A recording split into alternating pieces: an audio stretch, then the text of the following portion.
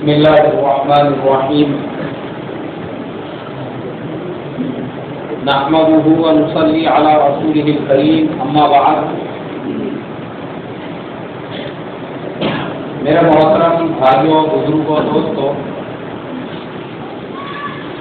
اللہ کے فضل اور کرم سے آج ہماری 16ویں تراویح مکمل ہوئی اور انشاءاللہ آج ہم تفسیر بھی 16ویں پارے کی سنیں گے۔ 16ویں پارے میں اللہ تبارک و تعالی نے سورہ مریم نازل فرمائی ہے۔ سورہ مریم حضرت مریم علی نبینا علیہ الصلوۃ والسلام کے قصے کے اوپر ہے۔ یہ اسلام کے رواداری کی ایک اور مثال ہے۔ جو لوگ کہتے ہیں کہ اسلام میں عورتوں پر بہت زیادہ ظلم ہے، عورتوں کو اسلام کے اندر حقوق نہیں ہے زیادہ، ان لوگوں کو آنکھیں کھولنے کے لیے یہ سورت کافی ہے کہ اللہ تبارک و تعالی نے اس سورت کو ایک عورت کے نام سے نازل کیا اور اس کا نام بھی ایک عورت کے نام پر ہے، سورہ مریم کے نام سے۔ یعنی اللہ نے اتنا بڑا مقام دیا عورتوں کو۔ اس میں اللہ نے حضرت مریم علی نبینا علیہ الصلوۃ والسلام کے قصے کو بیان کیا۔ حضرت مریم یہ مسجد اقصی کی خدمت کیا کرتی تھی اور ابھی ان کی شادی نہیں ہوئی تھی۔ اللہ تبارک و تعالیٰ کو ان کی خدمت اتنی پسند آئی کہ اللہ تبارک و تعالیٰ نے ان کے وطن سے اپنے نبی حضرت عیسیٰ علی نبینا علیہ الصلوۃ والسلام کو پیدا کرنے کا فیصلہ فرما دیا۔ جب یہ وہاں پر خدمت میں مشغول تھی، قرآن میں اللہ نے کہا کہ وَاذْكُرْ فِي الْكِتَابِ مَرْيَمَ إِذِ انتبذت من أهلها مكانا شرقيا۔ حضرت مریم علی نبینا علیہ الصلوۃ والسلام وہ اپنے مکان میں تھی۔ اللہ تبارک و تعالی نے حضرت جبریل علیہ الصلوۃ والسلام کو اس وقت میں بھیجا جب وہ غسل فرما رہی تھی۔ حضرت جبریل علیہ الصلوۃ والسلام کو دیکھنے کے بعد وہ گھبرا گئی اور ڈر گئی اور پردے میں چلی گئی کہ یہ اجنبی مرد کون ہے۔ حضرت جبریل علیہ الصلوۃ والسلام نے کہا کہ دیکھو، میں اللہ کا فرشتہ ہوں، میرا نام جبریل ہے اور اللہ نے مجھے تمہارے پاس اس لیے بھیجا ہے کہ اللہ تبارک و تعالیٰ تمہارے بطن سے بغیر باپ کے اولاد پیدا کرنا چاہتے ہیں۔ حضرت مریم کہنے لگی کہ ایسا کیسے ممکن ہے؟ حضرت جبریل نے کہا اللہ تبارک و تعالیٰ کے لیے سب ممکن ہے۔ اور اس کے بعد حضرت جبریل علیہ الصلوۃ والسلام نے ایک دعا پڑھ کر دور سے ہی ان کے اوپر پھونک دیا اور وہ پھونک میں اتنی برکت تھی، اللہ تعالیٰ نے اس پھونک کے ذریعے سے حضرت مریم کو حاملہ کر دیا اور وہ پریگننٹ ہو گئی۔ اب جب حضرت عیسیٰ علیہ نبینا علیہ الصلوۃ والسلام کی ولادت کا وقت قریب آیا تو یہ حضرت مریم بہت زیادہ پریشان ہوئی کہ اب ان کی ولادت کیسے ہو، کہاں ہوں، لوگوں کو پتہ چلے گا، لوگ کیا بولیں گے۔ حضرت مریم ایک کھجور کے درخت کے تنے کے کنارے جا کر بیٹھ گئی۔ انہوں نے پوری طاقت سے وہ کھجور کے درخت کے تنے کو پکڑا اور وہیں پہ حضرت عیسیٰ علیہ الصلوۃ والسلام کی ولادت ہوئی۔ اور پھر قرآن میں اللہ نے ان کو حکم دیا، ان سے کہا وَهُزِّي إِلَيْكِ بِجِذْعِ النَّخْلَةِ تُسَاقِطْ عَلَيْكِ رُطَبًا جَنِيًّا فَكُلِي وَاشْرَبِي وَقَرِّي عَيْنًا۔ اللہ نے ان کو حکم دیا کہ دیکھو، ابھی بچہ پیدا ہوا ہے، تمہارے بدن میں کمزوری آ گئی ہے، تو یہ جو کھجور کا درخت ہے اس کو ہلاؤ، اس کے ہلانے سے کھجوریں گریں گی، وہ کھجوروں کو کھانا، کھجور کھانے کی وجہ سے تمہارے بدن میں طاقت آئے گی، انرجی آئے گی اور وہ جو بچہ ہے اس کو پالنے میں اور دودھ پلانے میں تم کو سہولت رہے گی۔ حضرت مریم نے ویسا ہی کیا، وہ جو کھجوروں کا درخت تھا اس کو ہلایا، اس میں سے تازی تازی کھجوریں گری اور حضرت مریم نے اس کو کھا لیا۔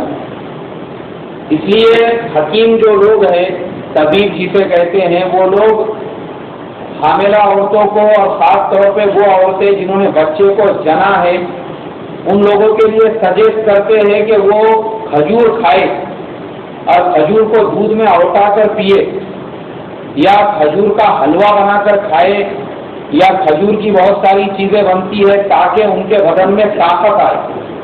کیا ہے بھائی ان کے بدن میں؟ طاقت آئے۔ اس لیے کہ دنیا میں جتنے بھی میوے ہیں ان تمام میووں میں کھجور ایک ایسا میوہ ہے جس کے اندر سب سے زیادہ آئرن ہوتا ہے، سب سے زیادہ طاقت ہوتی ہے۔ کھجور اتنا طاقتور ہوتا ہے کہ کسی بھی قسم کی اگر آپ کو کمزوری ہے تو کھجور کا استعمال کیا کرو، اللہ تعالیٰ آپ کی وہ کمزوری کو دور کر دے گا۔ اس لیے کہ کھجور جو ہے وہ ایسی اللہ کی نعمت ہے۔ اللہ نے نبی حضرت مریم کو سجیسٹ کیا قرآن میں، ان سے کہا کہ تم کھاؤ، وہ بھی ولادت کے وقت میں۔ جب ان سے کھجور کھانے کے لیے کہا تو میں اور آپ اگر نارمل کنڈیشن میں بیماری کی حالت میں کھجور کھائیں گے تو ہم کو کیسے فائدہ نہیں ہوگا۔ اس لیے میں آپ کو 2-4 حکیمی فارمولے بتاتا ہوں کھجور کے بارے میں۔ اگر کسی کو ہڈی میں کا بخار ہے تو جو کھجور ہوتی ہے، پین کھجور نہیں، جو سکی کھجور ہوتی ہے، ویسی کھجور لینے کا، اس کو کوئلے کے اوپر جلانے کا، اور رات کے ٹائم پہ اس کو ایک پاؤ سیر دودھ میں بھگنے کے لیے ڈال دینے کا، اور اس کو رات بھر بھگنے کے لیے رہنے دینے کا، اور فجر کی نماز کے ٹائم پہ وہ دودھ پی لینے کا۔ ایسا 15 دن کرنے کا۔ وہ آدمی کے جسم میں سے جتنے بھی قسم کا، جتنے بھی ٹائپ کا فیور رہے گا، ہڈی میں کا بخار ہو، گون میں کا بخار ہو، یا پھر مسلس میں کا بخار ہو، کسی بھی قسم کا بخار ہو، اللہ تبارک و تعالیٰ کھجور کے اس دودھ کی برکت سے اس کو جڑ سے ختم کر دیں گے۔ دوسرا فارمولا، کسی آدمی کو اگر کمزوری محسوس ہوتی ہے، مردانہ اعتبار سے اس کے اندر اگر طاقت نہیں ہے، کمزوری ہے، یا اس نے اگر اپنے بیوی سے ایک مرتبہ صحبت کیا تو 8 دن تک اس کے آنکھ پہ بخار رہتا، یا پھر جو ہے ایک بار لیٹا تو کھڑے رہنا مشکل ہو جاتا، یا اس کو چکر آنا شروع ہو جاتے، یا اس کے بعد میں اس کو سامنے اندھیرا دکھتا۔ بہت سارے لوگ، کیونکہ آج کل ہمارے نوجوانوں کو کھجور، بادام، اخروٹ کھانے کی عادت رہی نہیں، ان کو گٹکے کھانے کی عادت پڑ گئی گی۔ تو وہ گٹکا نہیں ہے، اصل میں گو ہے، وہ گو کھا ہے، وہ بیچ میں کا ٹا ختم کر دینے کا۔ وہ کھانے کی وجہ سے ہمارے نوجوان ایک دم کھوکھلے ہو گئے ہوئے ہیں اندر سے، اور ایسے بھی کھوکھلے ہو گئے ہوئے ہیں۔ پہلے زمانے کے لوگ ایسے رہتے تھے، وہ ایک دن میں 3 بار صحبت کیا کرتے تھے، اور ابھی ہمارے نوجوان ایسے ہو گئے ہیں، ان کو بیچاروں کو 8 دن میں فرصت نہیں ملتی۔ بات تو ایسے ہے کہ مہینہ بھی نہیں ملتی۔ کیوں؟ گٹکے کھا کے انہوں نے اپنے آپ کو پورا اندر سے جو ہے ویک کر دیے، پورے اندر سے کمزور ہو گئے ہیں۔ اور آپ کو اگر کچھ کرنا ہے تو اس کے لیے آپ کے جسم میں طاقت ضروری ہے، اور وہ طاقت کہاں سے آئے گی؟ تو قرآن میں وہ فرمائے کہ اس کے لیے آپ کو کھجور کھانا پڑے گا۔ کیا کھانا پڑے گا بھائی؟ ہاں، ایک نوجوان ہمارے ایک دوست ہے، بیچارے ایک دم بلڈر ٹائپ کے، ایک دم پہلوان ٹائپ کے، ایسا کسی کے سیر پہ ہاتھ رکھ دیے تو ہک دینا اس میں جگہ، ایسی حالت ہے ان کی۔ اب ایک مرتبہ ہم سفر کر رہے تھے تو ایک نوجوان مشکل سے وہ 1.5 فٹ کا ہوں گا بیچارہ، اور وزن میں بھی اگر اس کو گنے تو کپڑوں سمیت 35 سے 40 کلو کا دھریں گا۔ اب ایک تھوڑی سی بات پہ جو ہے ان کے ساتھ میں الجھ گیا، اچھلنے لگا، اور وہ کھڑے رہے بیچارے خاموشی کے ساتھ ساری باتیں سنتے ہوئے۔ بعد میں دونوں، وہ سامنے والا جب ٹھنڈا ہو کے چلے گیا، بیٹھ گیا، یہ بھی بیٹھ گئے۔ کسی نے بولا، ارے بولے یار تم نے کچھ ایکشن لیے نہیں، وہ اس نے گالیاں دیا، برا بھلا تم کو بولتے رہا، سب تم نے برداشت کر لیے بولے۔ انہوں نے بولے وہ بیچارے نے پہلے گٹکا کھا کے اپنے آپ کو آدھا مار دیا ہوا ہے بولے، میں اگر پیار سے بھی اس کے اوپر ہاتھ رکھتا نا تو ہک دیتا تھا بولے۔ اس لیے میں بولا وہ کہا، میں کہا، کیوں دیکھا تھا جو ہے اس کے روانگی کے آزاد ہو گئے تو ٹکٹ میرے نام کا پھٹیں گا، اس لیے میں اس کے ناز کو لگا نہیں۔ تو آج ہمارے نوجوانوں کا یہ حال ہو چکا ہے، کیونکہ ہمارے نوجوانوں کو وہ چیزیں کھانے کی عادت نہیں رہی۔ تو کھجور ایسی چیز ہے، اگر کسی آدمی کو اس ٹائپ کی کمزوری ہے تو جو میں نے دودھ کا فارمولا ابھی بتایا وہی دودھ کے فارمولے کو 40 دن تک کنٹینیو کرنے کا. کتنے دن کنٹینیو کرنے کا بھائی؟ 40 دن تک. اس کے بعد آپ دیکھو آپ کے بدن میں کیسی طاقت آتی ہے. بہت سارے نوجوانوں کو اولادیں نہیں ہوتی شادی کے بعد میں. 10 سال ہو گئے, 35 سال کی عمریں ہو گئی, 40 سال کی عمریں ہو گئی, اولاد نہیں پیدا ہو رہی ہے. لیبوریٹری میں جانچ کیے, ڈاکٹروں نے بولے آپ کے سیمنس میں جو ہے اسپرم میں ایک دم ختم ہو چکے ہیں, اس میں ہے ہی نہیں. کیوں نہیں ہے؟ اس لیے کہ گٹکا کھانے سے وہ مر رہے ہیں. گٹکے کے اندر جو ہے ایسڈ ہوتا ہے تیزاب. اور پہلے زمانے میں ایسا رہتا تھا, اور حکیموں نے لکھا ہوا ہے کہ جو آدمی کھجور کا استعمال کرے گا, گائے کا استعمال کرے گا بھائی, جتنا زیادہ کھجور کھائیں گے آپ کے سیمنٹ میں اتنے زیادہ اسپرم پیدا ہوں گے. اگر کسی کو اولاد نہیں ہوتی ہے نا, اس نے روزانہ کا معمول بنانے کا 100 گرام کھجور کھانے کا. کتنی گرام کھجور کھانے کا؟ 100 گرام کھجور کھاتے رہنے کا روزانہ. پھر دیکھو انشاءاللہ اس کو بغیر کسی میڈیسن کے, بغیر کسی دوا کے, بغیر IVF ٹریٹمنٹ کے, بغیر کسی ڈاکٹر کو بتائے کہ اولاد اگر نہیں ہوئی تو یہ میں گارنٹیڈ اس کو لکھ کر دیتا ہوں. کیونکہ اللہ نے قرآن میں کہا. کس نے کہا بھائی؟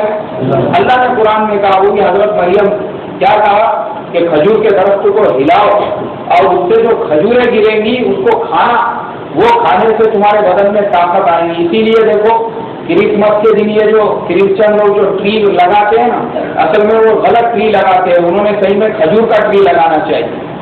کس کا لگانا چاہیے؟ اب وہ اسی لیے لگاتے بولے اس کے نیچے ہی حضرت مریم نے حضرت عیسیٰ علیہ السلام کو جنم دیا تھا. تو وہ ٹری نہیں تھا, وہ کھجور کا درخت تھا.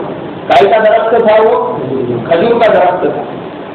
تو حضرت مریم سے جب حضرت عیسیٰ علیہ السلام پیدا ہو گئے, اب وہ زمانے میں نبیوں کے سب سے بڑے جو دشمن تھے وہ تھے یہودی. اس لیے کہ یہودی جو تھے انہوں نے قسم کھا لی تھی کہ اب ہم کسی نئے نبی کو پیدا نہیں ہونے دیں گے. وہ یہ چاہتے تھے کہ حضرت ابراہیم کی اولاد سے جو نبی پیدا ہو چکے ہیں, حضرت یعقوب کی اولاد سے اور بنی اسرائیل میں, اور حضرت موسیٰ تک, بس وہیں پہ نبوت کا سلسلہ فنش ہو چکا ہے. اس کے بعد اگر کوئی نبوت کا دعویٰ کرے گا تو ہم اس کو قتل کر دیں گے. اس لیے یہودی نبیوں کے سب سے بڑے دشمن. قرآن میں کہا وَقَتْلَهُمُ الْأَنْبِيَاءُ بِغَيْرِ حَقٍّ, یہودیوں نے نبیوں کا قتل عام کیا بغیر کسی جرم. حضرت عیسیٰ علیہ السلام سے پہلے جو نبی آئے یہودیوں نے ان کو بھی قتل کر دیا. حضرت زکریا علیہ السلام کو آرے سے کاٹ ڈالا. حضرت یحییٰ علیہ السلام کو آگ میں جلا دیا. اب یہ تیسرے نبی پیدا ہو گئے حضرت عیسیٰ علیہ السلام. یہودیوں نے جب دیکھا حضرت مریم کی گود میں ایک بچہ ہے تو یہودی کہنے لگے یا اخت ہارون ما کان ابوکی امرأ سوء وما کانت امکی بغیہ. ارے ہارون کی بہن, نہ تیرا باپ کوئی برا آدمی تھا, نہ تیری ماں کوئی بری عورت تھی. تیرا باپ بھی اچھا آدمی تھا, ماں بھی اچھی عورت تھی. اس کے بعد میں پھر تو نے ایسا غلط کام کیوں کیا؟ حضرت مریم کو اللہ نے حکم دے دیا تھا کہ اگر تمہارے پاس کوئی بات کرے تو تم اس کی بات کا جواب مت دینا. حضرت مریم نے حضرت عیسیٰ علیہ السلام کی طرف اشارہ کیا. فأشارت الیہ, حضرت مریم نے کس کی طرف اشارہ کیا؟ حضرت عیسیٰ علیہ السلام جن کو پیدا ہو کے ابھی چند گھنٹے ہو رہے تھے ان کی طرف اشارہ کیا. اس سے پہلے میں نے بتایا تھا کہ دنیا میں 4 بچوں نے بات کی تھی, اس میں سے حضرت عیسیٰ علیہ السلام بھی تھے. اب یہودی حضرت مریم سے کہنے لگے قالوا کیف نکلم من کان فی المہد صبیا, ارے یہ تو معصوم اور چھوٹا سا بچہ ہے, ہم اس کے ساتھ میں کیسے بات کریں؟ ہم اس سے کیسے بات کریں؟ حضرت مریم نے جب اشارہ کیا اور یہودی ان کی طرف مخاطب ہوئے تو حضرت عیسیٰ علیہ السلام بولنے لگے قال انی عبد اللہ آتانی الکتاب وجعلنی نبیا. حضرت عیسیٰ دنیا میں ایک ایسے اکیلے نبی تھے جو ماں کے پیٹ سے نبی بن کر پیدا ہوئے, ورنہ ان سے پہلے جتنے نبیوں کو اللہ نے نبوت عطا کی تھی ان کو 40 سال کے بعد نبوت عطا کی. عیسیٰ علیہ السلام نے کہا کہ میں اللہ کا بندہ ہوں اور اللہ نے مجھے کتاب عطا کی ہے انجیل, اور مجھے نبی بنا دیا. ماں کے پیٹ سے ہی نبی بن کر پیدا ہو گئے. اب وہ یہودی جنہوں نے حضرت زکریا علیہ السلام کو آرے سے کاٹ دیا تھا، حضرت یحییٰ علیہ السلام کو آگ میں جلا دیا تھا، وہ یہودی حضرت عیسیٰ علیہ السلام کو کیسے پنپنے دے سکتے تھے، ان کو کیسے زندہ رہنے دے سکتے تھے؟ یہودیوں نے میٹنگ اور مشورہ کیا کہ یہ جو نیا نبی پیدا ہو چکا ہے اب اس کا بھی خاتمہ کرنا بہت ضروری ہے، اس کو بھی جڑ سے اکھاڑو، اس کو بھی ختم کرو۔ اس لیے کہ یہودیوں نے ہمارے اور تمہارے آقا جناب حضرت محمد رسول اللہ صلی اللہ علیہ وسلم کی بھی جو مخالفت کی تھی، وہ صرف اور صرف اس لیے کہ ہمارے حضور حضرت اسماعیل علیہ السلام کی اولاد میں سے پیدا ہوئے تھے، بنی اسرائیل کی اولاد میں سے نہیں پیدا ہوئے تھے، اور وہ نہیں چاہتے تھے موسیٰ علیہ السلام کے بعد کوئی نبی دنیا میں آئے، اس لیے انہوں نے حضور کی مخالفت کی۔ یہاں تک کہ واقعات ملتے ہیں تاریخ اور سیرت کی کتابوں میں، خیبر کی فتح کے وقت میں جب مسلمانوں نے قلعے کا محاصرہ کیا تو سارے یہودی اندر مل کر بیٹھ گئے، اور کعب بن اشرف جو یہودیوں کا سردار تھا اس نے یہودیوں سے کہا کہ دیکھو ایک بات تو فائنل ہے، ایک بات تو فائنل ہے جو میں بھی اور تم بھی ہم سب جانتے ہیں کہ محمد صلی اللہ علیہ وسلم ہی اللہ کے سچے اور پکے نبی ہیں، یہ ہماری ضد ہے جس کی وجہ سے ہم جس پہ اڑے ہوئے ہیں اور ان کی بات کی مخالفت کر رہے ہیں، ہمارے لیے اسی میں بھلائی ہے ہم سارے لوگ مل کے ایک ساتھ محمد صلی اللہ علیہ وسلم کے پاس چلے اور ایمان کو قبول کر لیں، یا پھر ایسا کرو اپنے ہاتھ سے اپنی عورتوں اور بچوں کا قتل کر دو اور پھر آخری سانس تک مسلمانوں سے لڑتے رہو، یا پھر ایسا کرو کہ سنیچر کے دن ان کے اوپر حملہ کرو، وہ یہ سمجھیں گے کہ یہودی سنیچر کو حملہ نہیں کریں گے۔ کعب بن اشرف نے یہ تین پرپوزل رکھے تمام یہودیوں کے سامنے، یہودیوں نے تینوں کو بھی ریجیکٹ کر دیا۔ تو علماء فرماتے ہیں کہ کعب بن اشرف نے جو کہا کہ محمد صلی اللہ علیہ وسلم اللہ کے سچے اور پکے نبی ہیں، یہ تو تم کو پتہ ہی ہے، پھر اس میں مخالفت کی کیا بات ہے؟ اور ایک ایک واقعہ علماء نے لکھا ہے، جس صبح کو اللہ کے نبی صلی اللہ علیہ وسلم پیدا ہوئے تھے وہ صبح دنیا کی سب سے تاریخی صبح تھی، جس کے اندر ایران کے بادشاہ کے 14 کنگورے گر چکے تھے، جس صبح میں ایک سنہری کرن ظہور میں آئی تھی، جس صبح کو اللہ تبارک و تعالیٰ نے دنیا کی سب سے سنہری صبح بنا دیا تھا۔ ایک یہودی تجارت کی غرض سے مکے میں آیا ہوا تھا، اس نے لوگوں سے پوچھا تحقیق کرو آج کسی کے یہاں پر کوئی لڑکا پیدا ہوا ہے کیا؟ مشرکین مکہ نے جب تحقیقات کی تو پتہ یہ چلا کہ سرداران قریش میں سے عبد المطلب کے بیٹے عبداللہ کے یہاں پہ لڑکا پیدا ہوا ہے۔ اس یہودی نے کہا میں اس لڑکے کی ایک جھلک دیکھنا چاہتا ہوں۔ عبد المطلب اس کو اپنے گھر کے قریب لے کر گئے، حضور پاک صلی اللہ علیہ وسلم کو اپنے ہاتھوں میں جب باہر اٹھا کے لے کر آئے، علماء نے لکھا ہوا ہے وہ یہودی عالم جو تجارت کی غرض سے مکے میں تھا، اس نے جیسے ہی حضور کو دیکھا دیکھتے ہی بے ہوش ہو گیا، اور جب ہوش میں آیا تو کہنے لگا کہ ہائے افسوس، اب نبوت بنی اسرائیل سے بنی اسماعیل میں منتقل ہو گئی۔ یہ اس وقت کی بات ہے جس دن اللہ کے نبی پیدا ہوئے تھے، تو یہودی تب سے جانتے تھے، مگر پھر بھی انہوں نے حضور کی مخالفت جو کی وہ صرف اور صرف جلن میں، حسد میں اور دشمنی میں، بس صرف حسد اور جلن کی وجہ سے کہ یہ آخری نبی بنی اسماعیل میں کیوں پیدا ہوئے، بنی اسرائیل میں کیوں نہیں پیدا ہوئے۔ اس لیے یہودیوں نے بیڑا اٹھایا ہوا ہے کہ جب تک ہم دنیا میں زندہ رہیں گے، حضور کے زمانے میں حضور کو ستاتے رہے، حضور کے دنیا سے جانے کے بعد صحابہ کو ستایا، عبداللہ ابن سبا وغیرہ نے نئے فتنے کھڑے کیے، اور پھر جب علماء کا دور آیا تو یہ یہودی حدیثیں اور قرآن کی تفسیریں گھڑنے میں لگ گئے۔ اس لیے علماء نے لکھا ہوا ہے کہ یہ یہودیوں نے 20 لاکھ سے زیادہ حدیثیں ایسی کھڑی ہوئی ہے جو آج مسلمانوں میں عام ہو چکی ہے۔ حضور کی حدیثیں نہیں ہیں، وہ کس کی حدیثیں کھڑی ہوئی ہے؟ یہودیوں کی حدیثیں کھڑی ہوئی ہے۔ اسی لیے ہمارے علماء نے اس زمانے کے اندر فن اسماء الرجال کو وجود دیا، اور فن اسماء الرجال کے تحت میں جو صحیح حدیثیں ہیں ان उनको छांट छांट कर अलग किया और जो ज़ईफ और मौजू हदीसें हैं उनको अलग किया।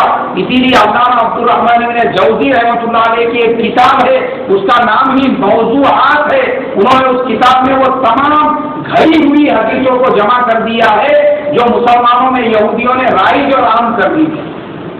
आज भी हमारे बीच में बहुत सी हदीसें हैं, बहुत सी सुन्नतें हैं जो हमने घर की हुई है और हम ये समझते हैं कि हम सुन्नतों पर और हदीसों पर अमल कर रहे हैं। एक साहब एक जगह पे मैं इमामत करता था, तो बेचारों को आदत थी खुजाने की उलमा को और इमामों को। अब एक दिन हम लोग बैठे दस्तरखान के ऊपर, तो किसी साथी ने केले पेश किया। उन्होंने केला तोड़े और मेरे को देने लगे।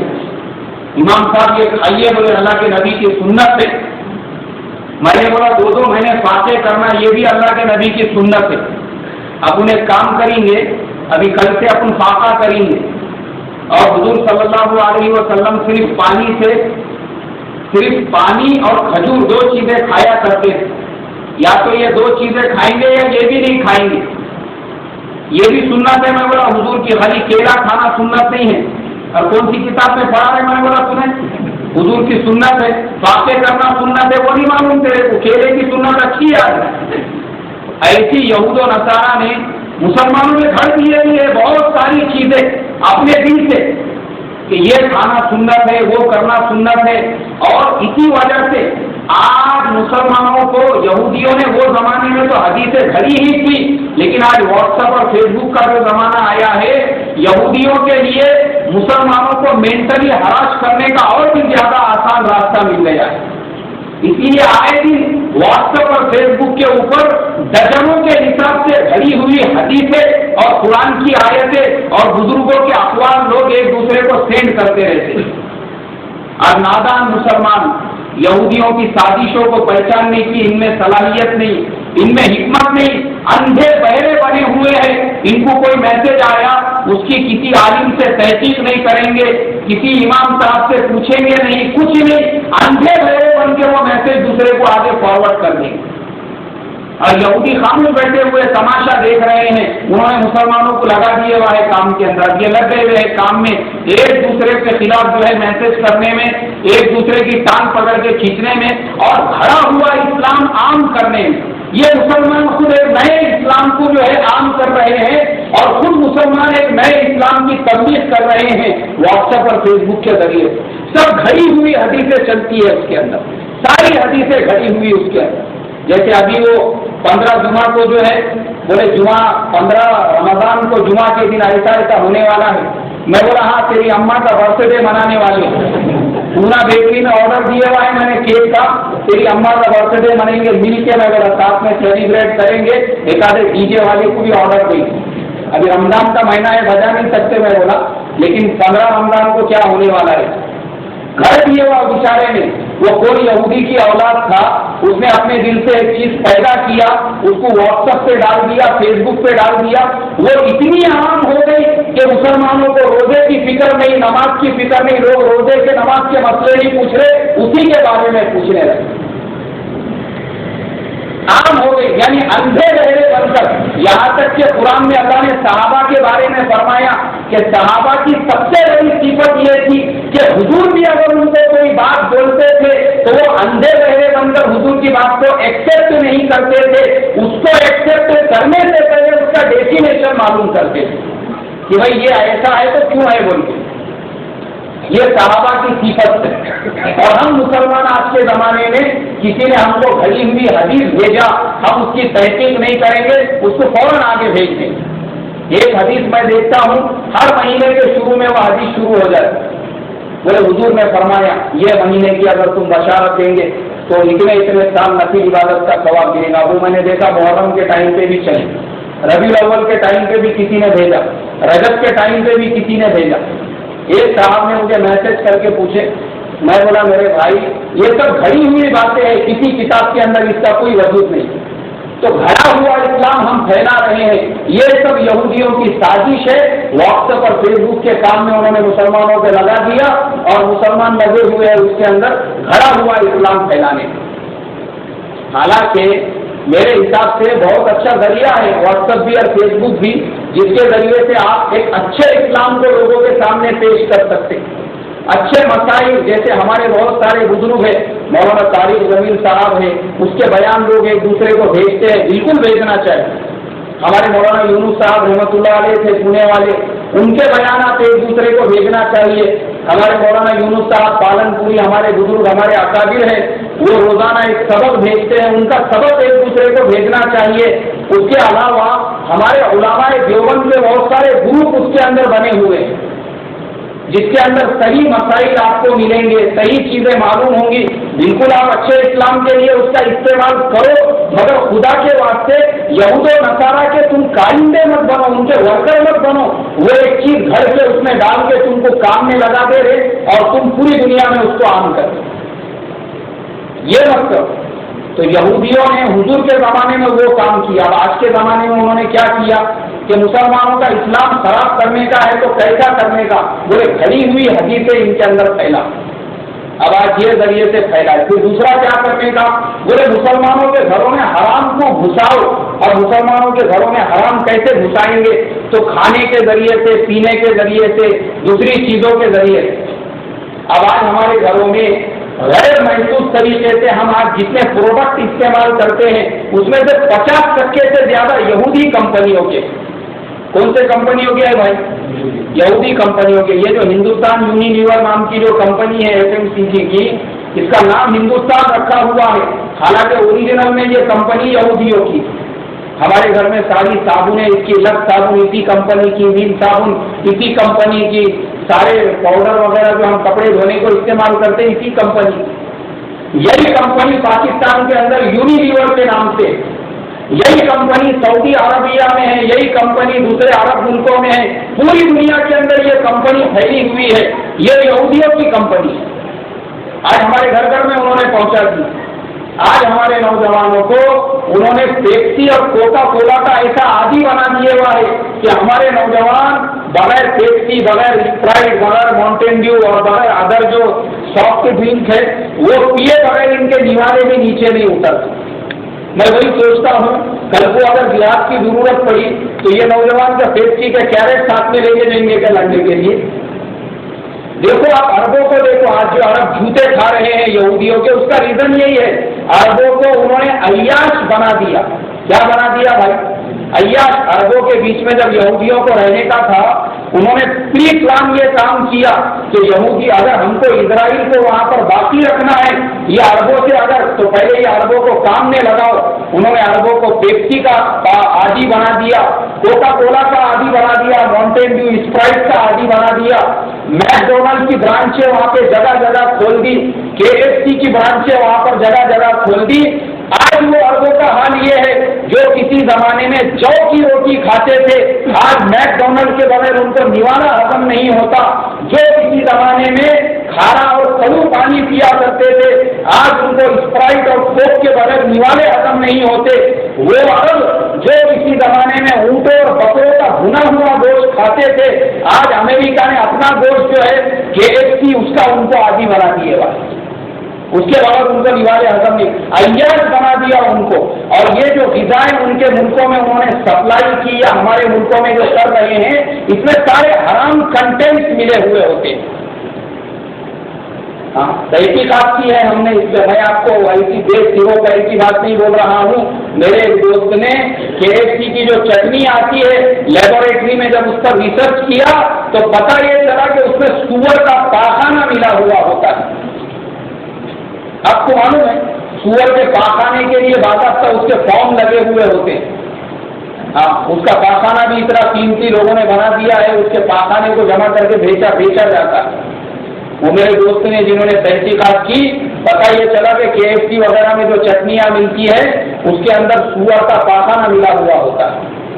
اور جو چکن وہ لوگ سپلائی کرتے ہیں وہ 8 دن یا 15 دن کے اندر اتنا بڑا ہو جاتا ہے، لوگ اس کو کھا کر بہت ساری اندرونی بیماریاں، یعنی حرام مسلمانوں کے گھروں میں انہوں نے پہنچا دی۔ بہت ساری چیزیں ہیں جس کو ہم استعمال کرتے ہیں، اس میں الکوہل ملا ہوا ہوتا ہے، اس میں نشے کی چیزیں ملی ہوئی ہوتی ہیں، اس میں سور کے کنٹینٹس ملے ہوئے ہوتے ہیں۔ ہمارے چھوٹے چھوٹے بچوں کو بچپن میں ہم لوگ سیریلائک اور فوریک وغیرہ کھلاتے ہیں، اس کے اندر بھی سور کے گوشت اور ہڈیوں کے کنٹینٹ ملے ہوئے ہوتے ہیں۔ اب وہ بچہ بیچارہ ابھی ابھی دنیا میں نیا نیا آیا، بغیر پکے ہوا وہ بچہ، اس کو بچپن سے اگر آپ لوگ جو ہے سور کے کنٹینٹ ہم کھلائیں گے، وہ بچے میں کہاں سے بڑا ہونے کے بعد اسلام کی محبت پیدا ہوں گی، اور کہاں سے قرآن کی عظمت پیدا ہوں گی، اور کہاں سے حافظ قرآن بننے کا اس کے اندر جذبہ آئے گا۔ یہ یہودیوں کی سازش ہے، مسلمانوں کو کیسے کمزور کرنا، یہ ان کا مقصد ہے۔ اس لیے کہ دیکھو کرسچنوں کی محنت کا طریقہ الگ ہے، یہودیوں کا الگ ہے۔ کرسچن لوگوں کی محنت کیسی ہے؟ ان کی محنت یہ ہے کہ زیادہ سے زیادہ لوگوں کو کرسچن بنا، ان کا ٹارگیٹ ہے پوری دنیا کو کرسچن بنا۔ لیکن یہودیوں کا مذہب ایسا ہے، یہودیوں میں کسی نئے آدمی کو یہودی نہیں بنا سکتے۔ یہودی وہی ہو سکتا جو ماں کے پیٹ سے کسی یہودی کے گھر میں پیدا ہوا۔ کوئی نیا آدمی ان کا کلمہ پڑھ کے یہودی نہیں بن سکتا۔ ان لوگوں کا ایم ہے، مطلب ان لوگوں کا یہ بنیاد ہے کہ جو بنی اسرائیل کے نسل سے ہے وہی یہودی ہے، دوسرے کو شامل نہیں کرتے وہ اندر۔ تو بولے پھر آپ کیا کرنے کا، مسلمانوں کو کیسے نقصان پہنچانے کا؟ تو مسلمانوں سے اگر بچنا ہے، وہ مسلمانوں میں یہودیت کی تبلیغ تو نہیں کر سکتے، مگر مسلمانوں کو کمزور کرنے کے لیے، مسلمانوں کو توڑنے کے لیے اور مسلمانوں سے بچنے کے لیے مسلمانوں میں یہ چیزوں کو پھیلاؤ۔ حرام کو مسلمانوں کے گھروں میں عام کرو، حرام کو مسلمانوں کے گھر گھر اور دروازے تک پہنچاؤ، اور حرام کا مسلمانوں کو اتنا عادی بناؤ کہ مسلمانوں کے جو نوجوان ہیں وہ یہودیوں کے پروڈکٹ کے بغیر زندہ ہی نہیں رہ سکتا۔ اور آج انہوں نے وہ اپنے مشن میں کامیاب ہو چکے ہیں۔ غریبی حدیثیں پھیلاؤ، بڑا ہوا اسلام مسلمانوں میں پھیلاؤ، اور وہ اس میں سکسیس ہو چکے ہیں۔ تو مسلمانوں کے بھی یہودی دشمن اور حضرت عیسیٰ علیہ السلام کے بھی دشمن۔ اب یہودیوں نے مشورہ کیا، عیسیٰ علیہ السلام کو بولے سولی پہ لٹکا دیتے۔ وہ بیچارے اللہ کے معصوم نبی قید خانے کے اندر، ایک یہودی جو سب سے بڑا ان کا دشمن تھا، وہ ناچتے گاتے ہوئے گیا قید خانے میں ان کو لانے کے لیے۔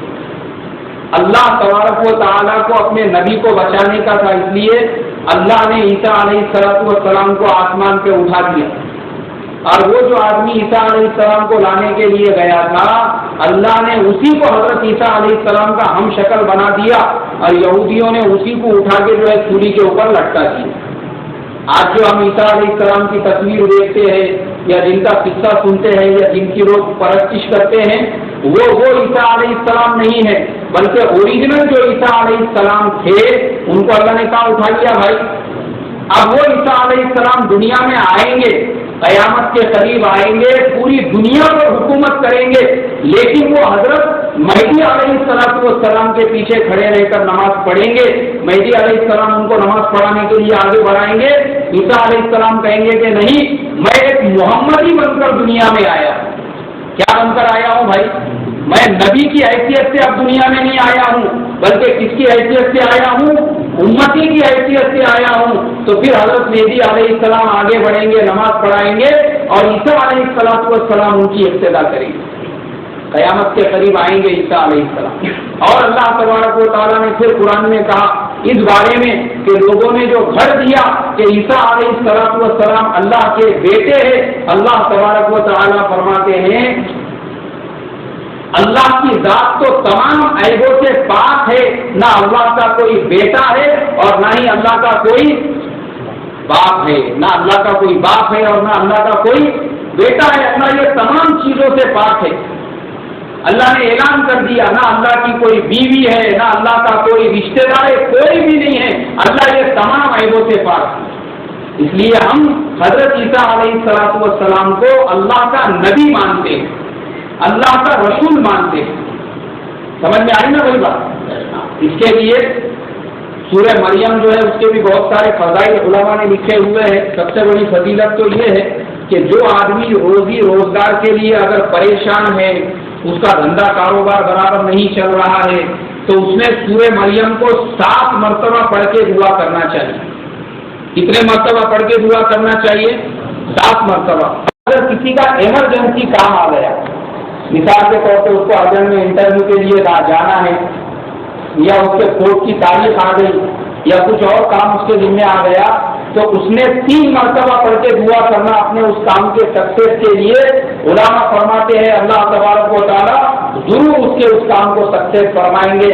اللہ تبارک و تعالیٰ سے دعا ہے اللہ مجھے آپ کو کہنے سننے سے زیادہ عمل کی توفیق عطا فرمائے اور یہودیوں کے شر سے میری تمہاری اور عربوں کی اور پورے دنیا میں جہاں جہاں پر بھی مسلمان آباد ہیں ان کی, ہمارے مسجدوں کی, مدرسوں کی, خانقاہوں کی اور ہمارے دین کی جو ہے ان کے شروں سے ان کے فتنوں سے حفاظت فرمائے. سبحان اللہ و بحمدہ سبحان اللہ و بحمدہ نشہد ان لا الہ الا انت نستغفرک. سبحان ربک رب العزت.